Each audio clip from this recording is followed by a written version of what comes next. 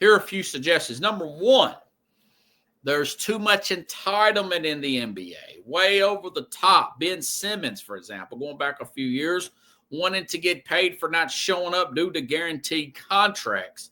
Guess the Philly sports guy out of Philadelphia mentioned a few weeks ago back that Ben Simmons rule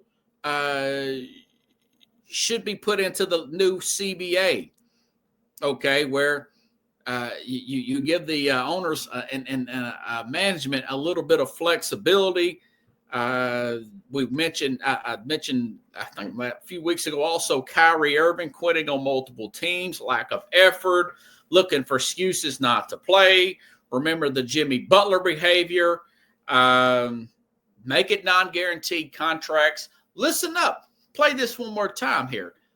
This was just a few weeks ago. Kevin Garnett saying they probably will go to no non-guarantees in the new season. Open up for all this right here, bro. This is how non-guarantees are going to come into our league right here for shit like this. We fucking fought our ass off through 5 and 6 goddamn lockouts to get to a point where there's no where we protect the integrity of the talent. Yeah, send some language there, but still, I played that before. The NFL, the only guaranteed contracts, both teams, I want to say, regretted those contracts. The Cleveland Browns with Deshaun Watson, the $250 guaranteed. Now they're looking to possibly get out of that. Kirk Cousins, $90 million guaranteed. Nothing really came of that. He's now moved on to another team here. It'll help teams get out of bad contracts. I think give incentives to players who play 82 games, 76-game incentive, 68-game incentive, playoff incentives. In other words, you're taking away the guaranteed contracts, but you're putting incentives on playing games, winning, getting to the playoffs, winning playoff series. You get an incentive for each round you get. That would be put into your contract. And, of course, the new NBA rule that is already in effect. So some of this is going to get addressed, folks. It's going to get addressed here. This rule's been put into play. I've got so many screenshots today. The new NBA CBA agreement requires 20 minutes and then in at least 63 games, between 15 and 20 minutes in 2 games, to become eligible for MVP, Defensive Player of the Year, Most Improved, all NBA teams, and that affects a player's contract. So already some of this is already being put into motion there. You just got to make these contracts non-guaranteed. I say the same thing for MLB. It helps you have more flexibility. You move off bad contracts. Teams can get better faster. Even if you got to go through a lockout, we're doing some restructuring right now in the country. You got audits and stuff. You've got this government efficiency thing. That's what needs to happen in the NBA. It needs some strong leadership at the top, even if it possibly requires getting a new commissioner. Okay? So that's number one. Take away the guaranteed contracts, more incentives to play, more incentives to win, essentially. Number two, marketing of players. Marketing of players, NBA and TV partners still marketing older players because we don't know the young players, the ones that are young that are stars and upcoming, like Victor Wembanyama, like Victor Wembanyama, Anthony Edwards. He says, listen, the face of the league is going to be Victor Wembanyama. He's an American-born guy. Stephen A. Smith was like, hey, listen, man, we can't have the face of the league being a foreign-born player. Well, it's probably going to be, whether you like it or not, Stephen A. Smiths of the world, of Victor Wembanyama, a French-born player. That's why De'Aaron Fox pushed his way out, demanded that trade there from Sacramento. He knows that Wembanyama's up and coming, the 7'3", skillful big man. So the marketing of players, again, the league is still hanging on to mid-30s Steph Curry and 40-year-old LeBron James. The more exciting players are, I just mentioned, Victor Wembanyama, Luka Doncic, the Joker from Denver. So the NBA needs to change the rules. They need to change the rules to 3 years out of high school. You don't necessarily have to go to college. Although we saw guys like Dalton Kincaid, Carlos, who's contributing quite well for the LA Lakers. He took some NIL money instead of playing overseas ball.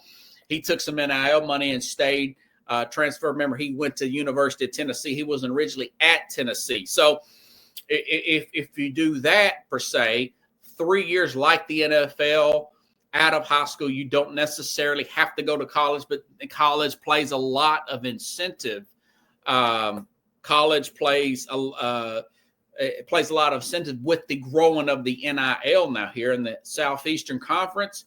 The college game is better than ever. You got the number 1 and number 2 teams because it's starting to turn a profit for schools, kind of like it used to just be NFL or college football turning profits in college. Now you have college basketball, and a lot of these big-time coaches are down here now, which means it would be better to keep those players there for a few more years, not just development. I want them to be more developed. Look at Luka Doncic. Look at Wembanyama. Those guys are more developed now than our American-born players coming right into the league.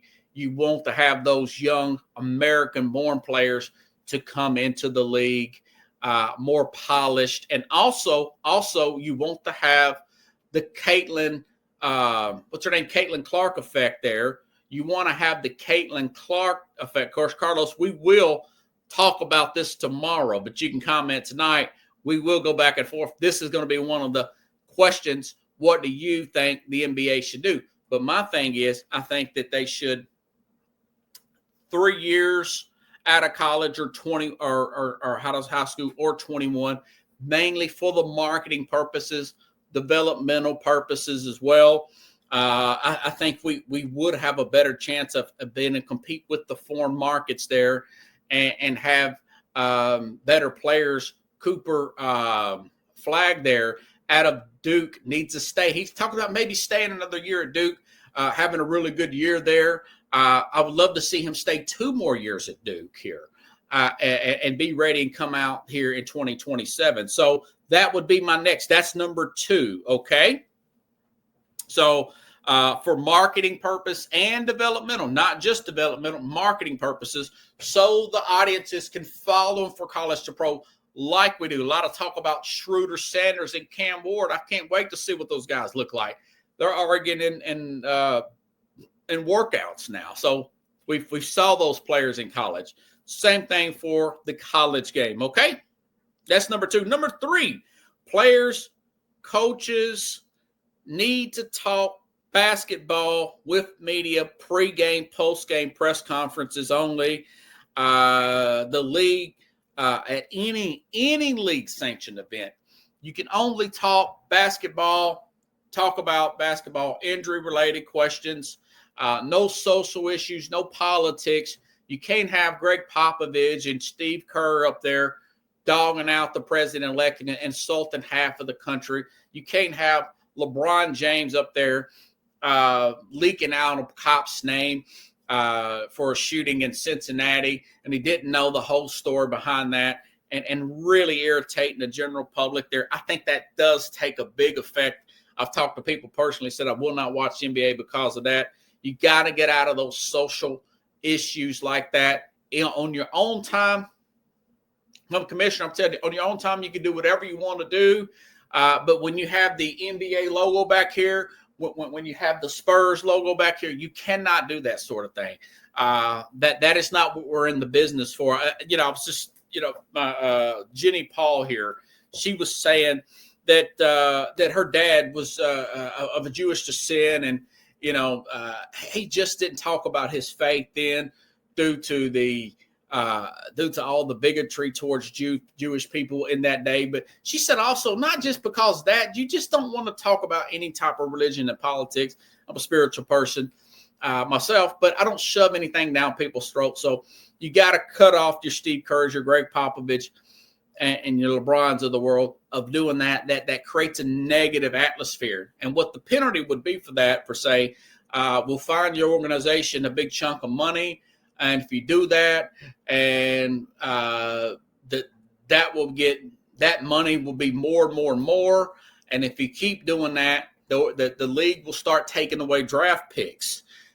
If you want to stay down that road, it don't matter if it's the commissioner's politics or any of the owner's politics or vice versa.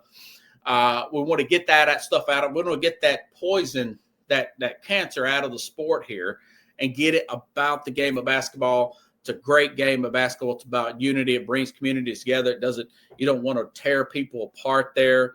And again, reporters that want to push that to get a good soundbite for ESPN or Fox Sports or whoever, if you continue to prowl the players and coaches about non-NBA related questions, your press pass will be revoked. We will revoke your press pass. This is a private organization. It's not the First Amendment of the United States or anything. You do not have a right to say that. So if you continue to push those narratives, your press pass will be revoked. So that's number 3.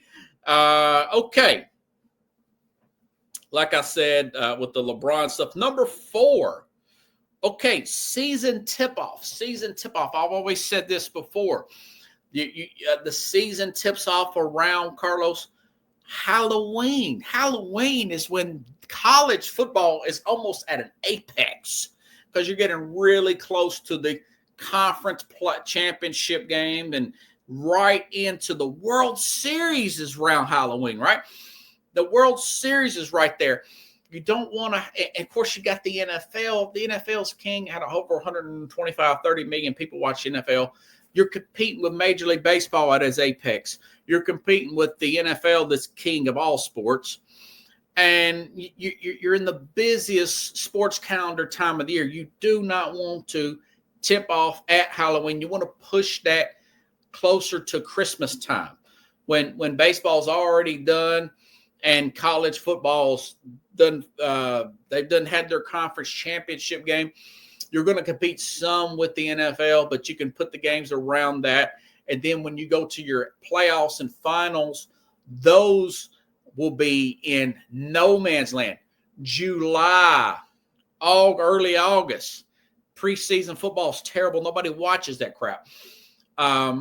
You can have all that real estate to yourself. You said, well, people's on vacation. We've got phones, devices, folks. This is 2025. You can watch the game anywhere. You can stream the game anywhere. You're going to get more ratings, okay? Non-guaranteed contracts, 3 years out of high school, no politics here, and move the season around. I still say you can play 82 games. You can move the season past the normal starting time. You do not want to compete with those other sports there. The NBA is a great sports. And throw in a number 5 here. Bring back physicality and hand checking like Eddie Johnson said here. Bring that back here. Bring some pick and roll back here. Make it like the 80s. You still have the skill player.